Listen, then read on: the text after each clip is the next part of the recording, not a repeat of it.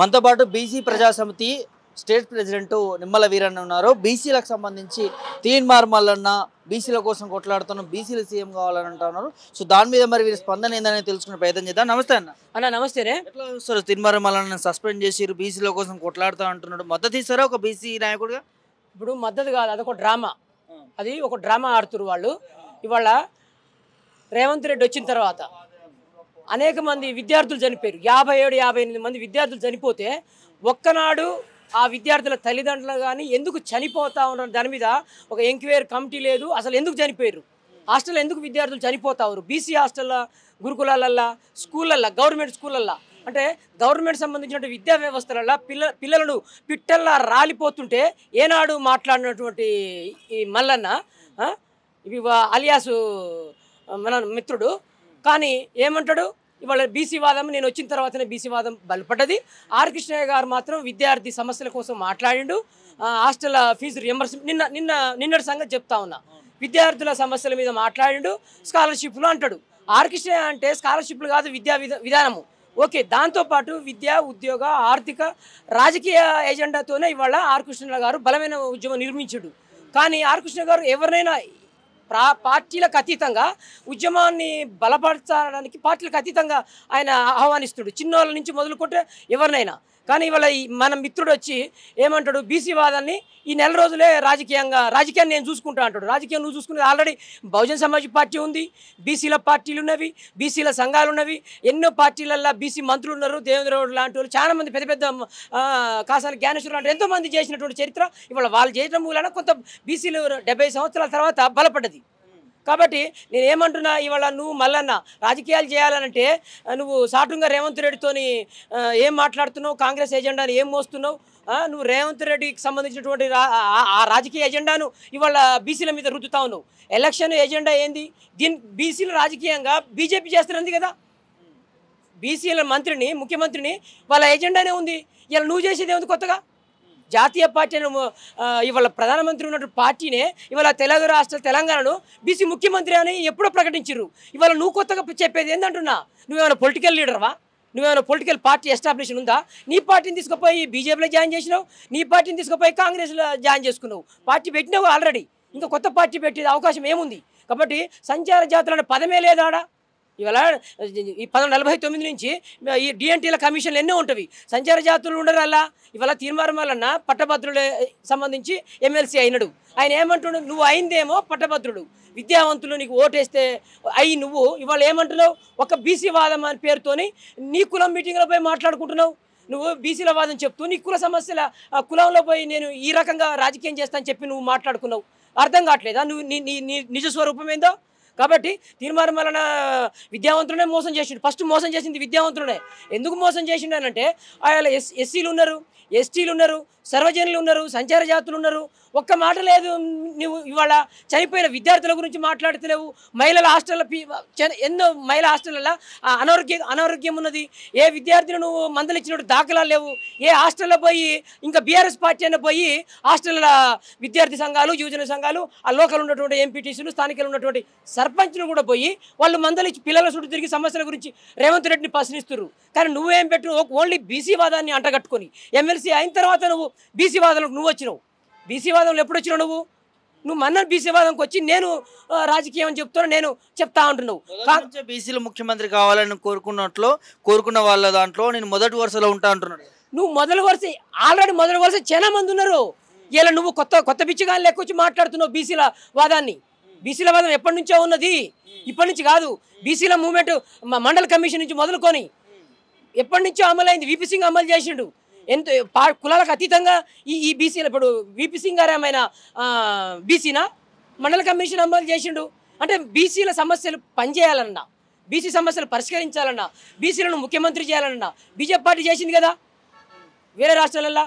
ఇక్కడ TRS party అనేక మందిని నాయకులను చేసింది కదా. ఇవాళ శ్రీనివాస్ గౌడ్ ఎవరు, బీసీ కాదా? ఇవాళ మసునాచారి ఫ్లోర్ లీడర్గా ఉంటాడు, స్పీకర్గా ఉన్నాడు మన పోయిన అసెంబ్లీలో. ఆయన చారి, ఆయన బీసీ కాదా? ఎంతమంది బీసీలు ఎంతమంది లేరు ఇప్పుడు? దేవేంద్ర గౌడ్ బీసీ కదా, కాసాని జ్ఞానేశ్వర్ బీసీ కదా, ఎంతోమంది బీసీలు మంత్రులు అయినారు, ఎంతోమంది బీసీలు స్పీకర్లు అయినారు.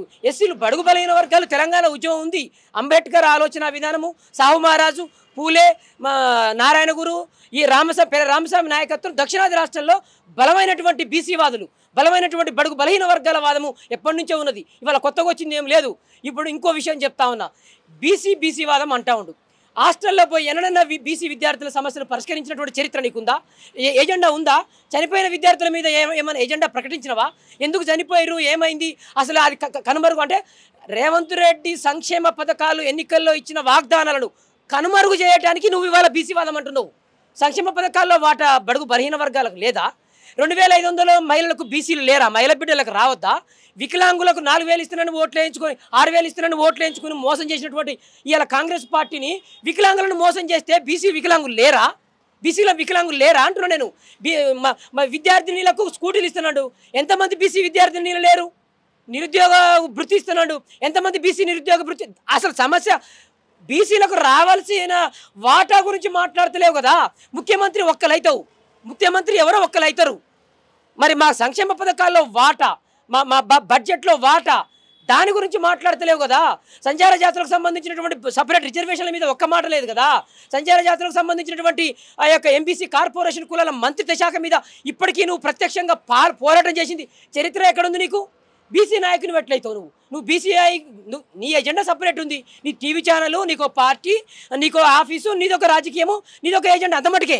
అంతేగాని బీసీల వాదం పేరు చెప్పుకొని ఇవాళ నువ్వు ఎంతమందిని మోసం చేసి కనుమరుగు చేయలేవు. కాంగ్రెస్ పార్టీని కాపాడలేవు. ఖబర్దార్.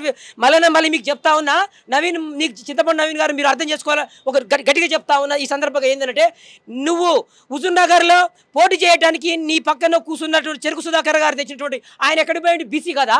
చెరుకు సుధాకర్ నాయకత్వంలో ఉండాలి కదా. నువ్వు ఆ మేధావి కదా. ఎక్కడికి పోయాడు చెరుకు సుధాకర్ నాయకత్వం? ఎక్కడికి పోయింది? ఆయన పక్కన ఎందుకు లేవు ఇప్పుడు నువ్వు? ఆయన కదా నిన్ను రాజకీయాల్లోకి రావాలని చెప్పి ఆయన పార్టీ, ఇంటి పార్టీ పేరు మీద నీకు బలం ప్రాణం పోసి చరిత్ర చెప్పి నిన్ను తెచ్చి రాజకీయాలకు తెచ్చిండే. నిన్ను అక్కడ పోటీ పెట్టినప్పుడు మేము కూడా ఉన్నాం. మా సంచార జాతులకు ఏమని చెప్పి మేము అడిగినాం అయ్యాలా. ఇదే పెస్కట్టు సోమాజిగూడలో మేము లేమా? కాబట్టి తీర్మానం నీ డొంక తిరుగు రాజకీయాలు, నీ బీసీల గోతులు తీస్తున్నావు నువ్వు. ఎందుకు? బీసీ సంక్షేమ పథకాల్లో ఒక్క వాటా గురించి కాంగ్రెస్ పార్టీ నిలదీస్తలేవు. మా రాహుల్ గాంధీ ఏంది నీ రాహుల్ గాంధీ? నువ్వు ఉన్నదేమో గెలిచిందేమో ఇక్కడ, నువ్వు రెడ్లను కొడుకుల్లారా నా కొడుకుల్లారా అంటావు. అంటే మేము కొట్లాడాలనా? బీసీ యువత మొత్తము రెడ్ల మీద కొట్లాడి మేము శత్రులు అయ్యి మేము ఈ రోడ్ల మీద ఉండటానికి మమ్మల్ని ఆగం చేయడానికే నువ్వు మాట్లాడే మాటలు ఏమొస్తుంది? రెడ్లతో కొట్లాడితే ఏమొస్తుంది? మా వాటా కదా, మా ఓటు చైతన్యం కదా మాకు కావాల్సింది. నిధులలో మా భాగస్వామ్యం ఎంత?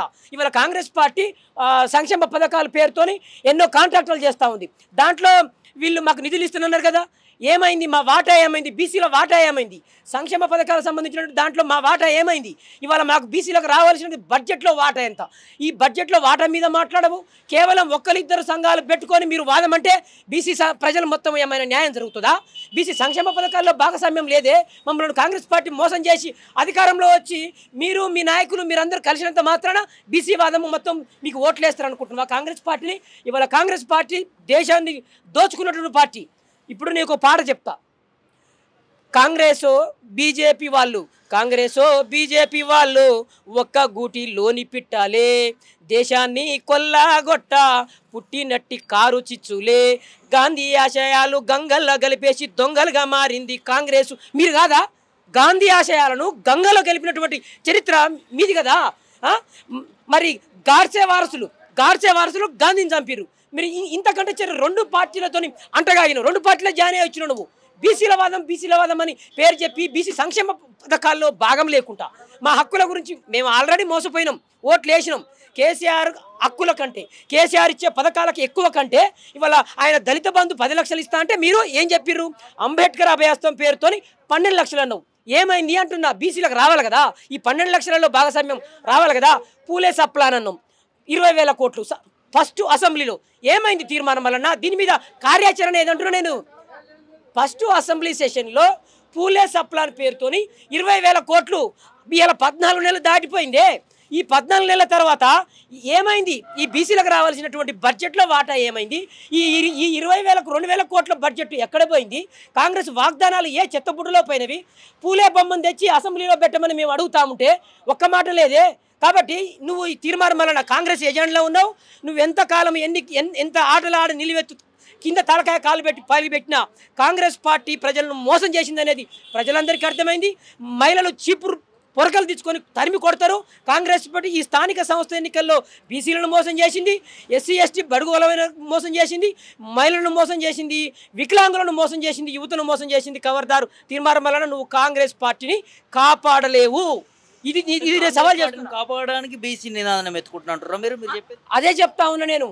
నువ్వు ఉన్నది కాంగ్రెస్ ముసుగులో ఉన్న ఒక తీవ్రవాదివి.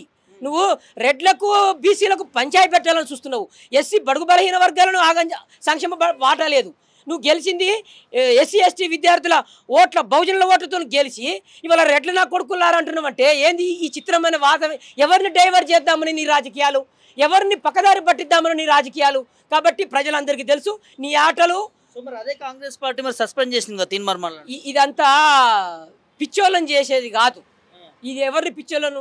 మీరిద్దరు రేవంత్ గారు, మీరు కాంగ్రెస్ పార్టీ నాయకులు ఎక్కడ ఏమి చేసినా ఇది సస్పెన్షన్ కానే కాదు. సస్పెన్షన్ ఎందుకు నీకు? ఏం ఆర్డర్ ఏంది? దేనికి? పొద్దున లేసే సాయంత్రం ఆయన ఛానల్లో మా రాహుల్ గాంధీ భజన. ఇది సంవత్సర కాలంగా నువ్వు చేసింది ఇదే కదా. నువ్వు కొత్తది ఏదైనా ఉందా నీకాడ?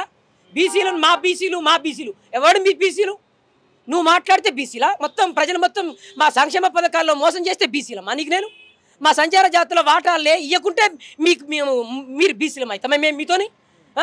ఎట్లా బీసీలు తీర్మానంతో నడుచుకుంటారా? తీర్మానం బీసీలు బడుగు బలైన వర్గాలు ఎవరితోని లేరు. ఎవరన్నా ఉంటే అలా ఎలక్షన్ ముందులో కాంగ్రెస్ పార్టీ వాగ్దానాలు చేసింది.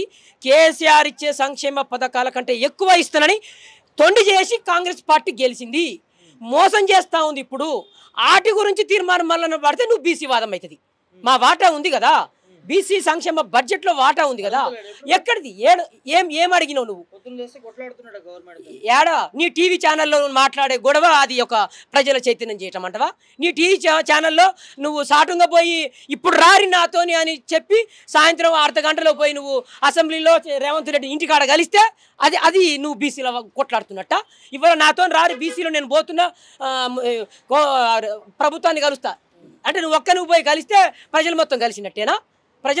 ప్రజలకు ఇవ్వాల్సిన సంక్షేమ పథకాల సంగతి మాట్లాడమంటున్నా నేను.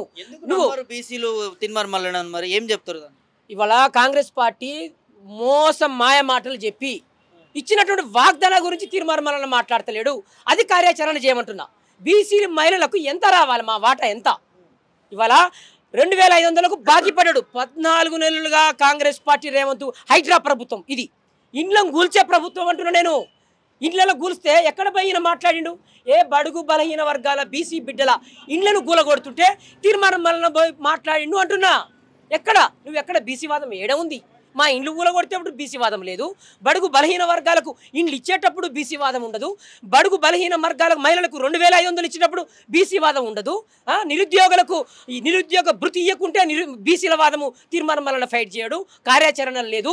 సంచార జాతులకు రావాల్సినటువంటి ఎంబీసీ మంత్రిత్వ శాఖ లేకుంటే నీకు అక్కడ కార్యాచరణ లేదు, ధర్నా లేదు, మాట ముచ్చట లేదు. మళ్ళీ నువ్వు వచ్చి నేను బీసీ వాదం అని మాట్లాడతావు. ఇవన్నీ తొండి మాటలు. కాంగ్రెస్ మొదటి నుంచి బీసీలను మోసం చేస్తుంది. తీర్మానం వల్ల ఏదో టీవీ ఛానల్ ఉంది, 4 గొంతు ఉందంటే మాకు కూడా ఉంది. మేము బీసీలమే. మా కాడ కూడా మనీ మీడియా మాఫియా ఉంటే నీకంటే మంచి తలదండే నాయకులము, నీకంటే ఉద్యమ చరిత్ర ఉన్నటువంటి కార్యకర్తలము, తెలంగాణ సాయుధ పోరాట ఉద్యమ స్ఫూర్తి తుపాకీ గుండ్లను సైతం పెట్టుకొని తెలంగాణ సాయుధం పోరాటంలో పాల్గొన్నటువంటి వ్యక్తులతో తిరిగి వచ్చినటువంటి నిమ్మల వీరనని నేను. అలాంటి వాళ్ళ ధర్మభిక్షం తొట్ల మలసూరు మరి ఇది బహుజనవాదంతో ఉన్న మానేశ్రీ కాంచీరామ్ గారు అంబేద్కరిస్టులతో తిరిగి వచ్చినాం మేము. అంబేద్కర్ ఆలోచన విధానంతో వచ్చిన వాళ్ళని చెప్తున్నా నేను. నువ్వు తీర్మానం మల్లన్న ఒక బ్రోకర్గా పనిచేస్తాడే తప్ప బీసీల సంక్షేమ పథకాలను మభ్యపెట్టడానికి ఒక బ్రోకర్గా పనిచేస్తున్నావు. ఇది ఏమైనా నేను అంటున్నా, నువ్వు ఒక బ్రోకర్గానే ఉంటావు కాంగ్రెస్ పార్టీకి అని చెప్తా ఉన్నా. ఎందుకు బ్రోకర్ అంటున్నా అంటే నువ్వు చేసింది ఏముంది? 14 నెలలుగా బీసీలకు రావాల్సినటువంటి సంక్షేమ పథకాల్లో కాంగ్రెస్ పార్టీ మోసం చేస్తే ఒక్క కార్యాచరణ లేదు నీకాడ. ఎట్లా బీసీ వాదం అయితే అంటున్నా నేను. ఎట్లా నువ్వు బీసీలకు నాయకుని అవుతావు? బీసీ మహిళలకు 2500 14 నెలలుగా మోసం పడ్డది, బాకీ పడ్డది.